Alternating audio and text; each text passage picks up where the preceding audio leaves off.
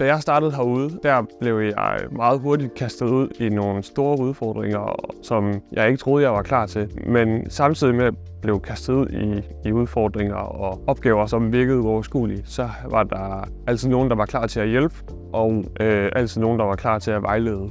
Det har gjort, at jeg har udviklet mig rigtig, rigtig meget, siden jeg startede her. Jeg hedder Søren, og jeg er ansat som software designer. Jeg synes, det fede ved at være software designer er, at jeg får lov at løse udfordringer, både på maskinen og også udvikle mig selv samtidig. En af Stevanatos store kvaliteter er, at vi samtidig med, at vi laver fede projekter, så har vi et godt sammenhold på projekterne og i virksomheden. Vi laver nogle spændende opgaver, samtidig med, at vi hygger med det og har det sjovt og joker med hinanden. Og det gør, at jeg virkelig godt kan lide at være her.